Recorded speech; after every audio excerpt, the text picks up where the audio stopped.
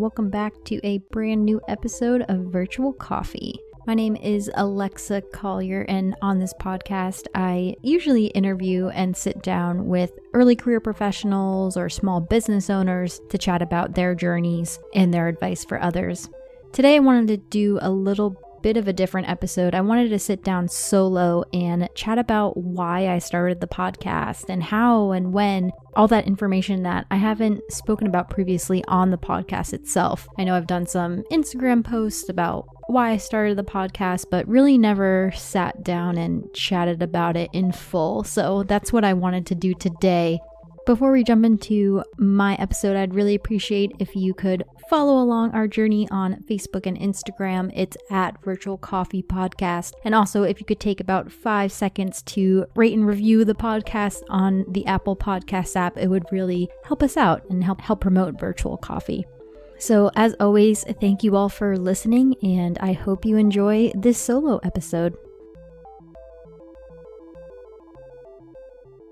So I wanted to start out with why I started Virtual Coffee, and I had always wanted to start a podcast, always had that kind of idea, but never really thought it through, never took the leap to start a podcast. And then when the pandemic hit, I found I had a lot more time on my hands because I was no longer commuting an hour plus one way to work to the office and doing that twice a day, getting home around 6:37, cooking dinner, maybe doing an errand or two, and then going to bed. I just found myself having a bunch of time on my hands because after working 8, 9, 10 hours a day, I still had hours at home, which is great and has continued to be great working from home. So I decided I finally wanted to start my podcast, and how I decided to interview early career professionals, small business owners. It had actually started with the idea of more so early career professionals because I listen to, and there are so many podcasts out there who interview people who have 20, 30, 40 years of experience and tell their journey and their pieces of advice. But what about folks like myself who are just 2 years into their full-time career, or those who are just starting businesses? I wanted to chat with them because we have stories, we have advice to share. Even though we're not CEOs of a Fortune 10 company, we can still give our perspectives and insights on things, and those are very valuable. So like I said, I had started with early career professionals, just started out with the people I already knew, friends, family, people like that, and then just started to honestly reach out to random small business owners or companies I found on Instagram. And then that's when I really started to focus on small business owners. I haven't actually done an early career professional in a while who isn't pursuing their own business. I still definitely would love to chat with people like that. I just find it's easier to identify and find small business owners on Instagram, Facebook, on the social medias. And so that's how I got into really supporting the small businesses. And what I love about the small business community is once you find one, you find 10 other small business owners who are either commenting on that person's page, or they follow them, or they shout them out in their stories. There's just an endless amount of small business owners who I can speak to and want to speak to. So it's been really great, and I never run out of people to talk to, which I'm very thankful for.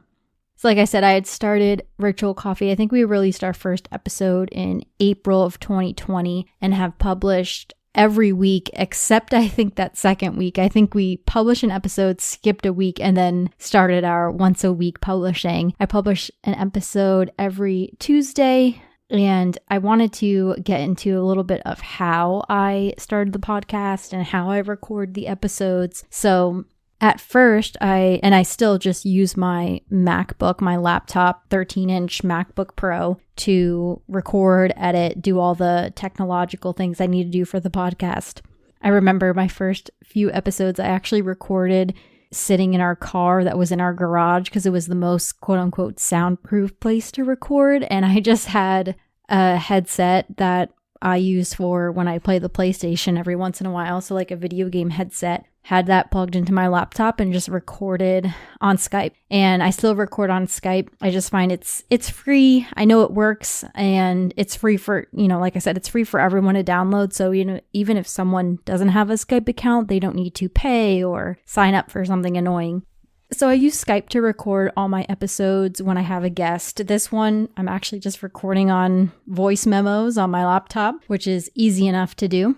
Then once I had started and knew I wanted to keep pursuing the podcast, my husband and I actually bought a Blue Yeti microphone. I use it for the podcast, clearly, and he also uses it for video game communication when he's talking to his friends, and he plays D&D a lot virtually, so he uses it for that. So the microphone was definitely a good investment for our house. It gets a lot of use and wasn't that expensive. So we did buy a Blue Yeti microphone, and I did also buy a pro version of Podbean, which is how I host my podcast. So when I first started the podcast, I didn't realize you needed a podcast host. I believe that's what they're called. So Podbean, Buzzsprout, there are a bunch of them. And I went with Podbean. I compared, the top 5 hosts and just went with Podbean.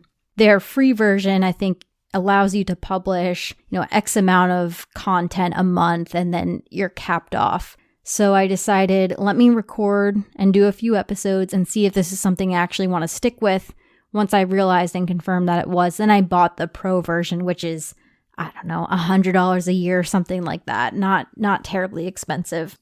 And that pro version lets you publish unlimited hours of content. I can see statistics and stuff like that. So Podbean is my podcast host, and then they help me publish. It's not like I need to separately publish to Apple Podcasts and Spotify. They do that automatically. You just have to use your unique podcast link, which is called your RSS feed, and link that to Apple Podcasts, Spotify, those other platforms. But once I upload an episode to Podbean, it gets distributed to all of them. So it's really easy to upload an episode.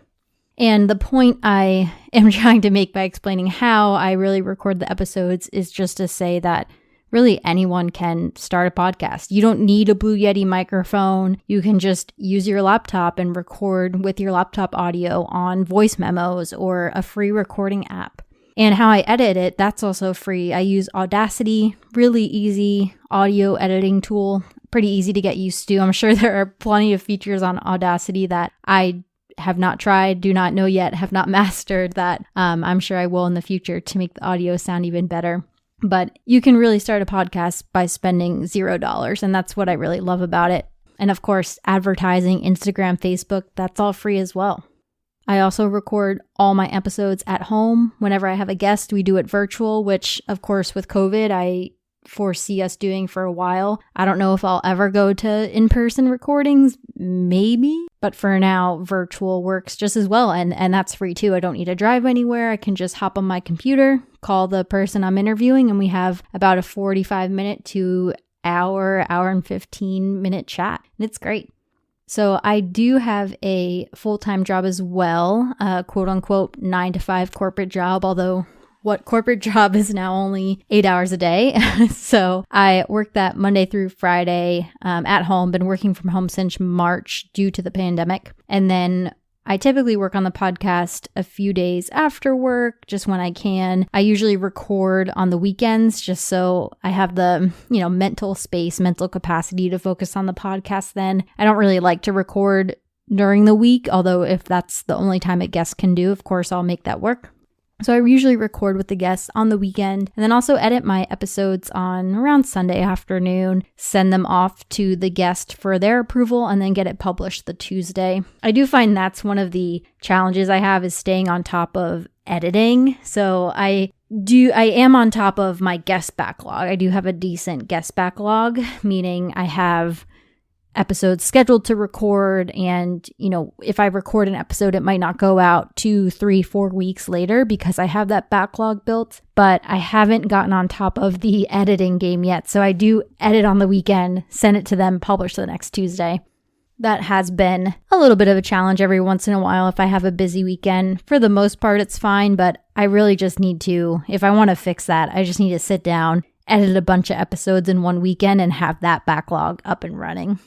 Another challenge I've found is, and I've mentioned this in a few episodes with guests in the past, is keeping up with the social media. I do find that quite challenging because I like to draw all my own posts with Procreate, or most of them. I have been publishing some photos that I've taken with my iPhone lately because I find that content fun as well. but I am definitely not an artist. So I'm definitely practicing my Procreate iPad drawing skills, but that, again, with the backlog of that is also hard to manage. I really should, just similarly with editing the episodes, just sit down for a weekend and draw out a bunch of posts to start that backlog. But I don't know, sometimes I'm not inspired to draw something that's not related to an episode, or I don't have any ideas, or I just don't want to draw. So I find that a struggle of planning my Instagram posts. I would like to post consistently, which I think I do, but I'd like to make sure I post, say, 3 times a week, and I don't have that type of schedule yet. So that's something I'm working on too, while also trying to remember that my product or service is the podcast episodes, right? It's not necessarily my Instagram post, but at the same time, Instagram is where a lot of people find the podcast because we're not big enough yet. People aren't going to find the podcast just scrolling on the Apple Podcast app. They're going to find us through social media. So just trying to balance the importance of social media without losing the mission of Virtual Coffee, which is showcasing others, showcasing the episodes, telling other people's stories. So that's something I'm working on as well. And I guess, in the second year of the podcast, it's kind of coming up. It'll be April 2021 is our 1-year anniversary. For that second year, I would like to focus more on how can I make the social media better, better content, easier for me to do, less stressful for me to do, more inspiring. Can I come up with ideas ahead of time and have them planned out and ready to go before the night I want to publish it? So those are my thoughts on things I want to improve on. But yeah, Virtual Coffee has been really, really fun. I'm so happy I started it. I'm a person who has never had a consistent hobby. I mean, when I was younger, yes, I did, piano for 10 plus years of my life, piano lessons. I still play it every now and then, and I did dance. But between the years of college and now, I really didn't have that consistent hobby, and I was always pretty envious of my husband, who always has video games to play. That's his passion. He's always going to have a new one to explore and play. And so I'm really glad I started Virtual Coffee and kept at it, and I don't see myself stopping at it anytime soon. If you do have any guest ideas of small business owners or early career professionals who might want to be on the podcast, definitely DM me on Instagram at Virtual Coffee Podcast. I'd be happy to check them out and reach out to them and have them on the podcast. Or if you have any ideas of different types of content you'd like to see on our social media or other solo episode ideas, I'd love to hear them as well. Feel free to DM me anytime. Or if you're interested in starting a podcast yourself or are a podcaster, please let's connect. I'd love to chat about, your challenges and successes, and we can get a communication going. So I know this was a bit of a shorter episode, but again, thank you so much for listening. I really just wanted to do an episode on why and how I started Virtual Coffee in case folks come across the podcast and have no idea what it is. They can click on this episode and just get a quick snippet on what Virtual Coffee is. Thank you all for your support in 2020. Really looking forward to 2021. And I'm grateful for all of you that listen to Virtual Coffee. Thank you again, and I'll catch you next week.